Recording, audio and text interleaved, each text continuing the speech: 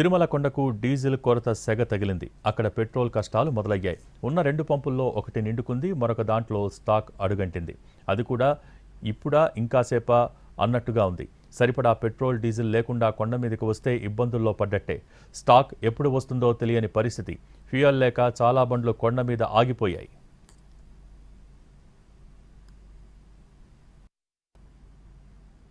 కాకినాడ నుంచి వచ్చాం. తిరుమల తిరుపతి దేవస్థానంలో స్వామివారి దర్శనం కోసం వచ్చాం.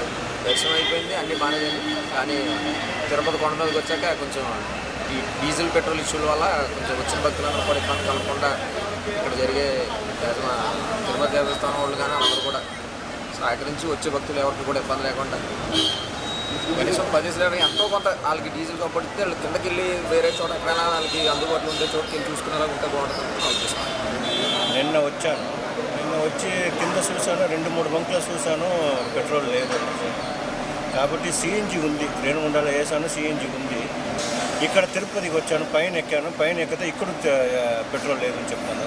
కానీ సిఎన్జి దొరుకుతూ ఉంది. కడప డిపో నుంచి లోడ్ రావటం, నిన్న లోడ్ ఇవ్వనందువలన ఈరోజు 10 గంటలకి అవుట్ అయింది.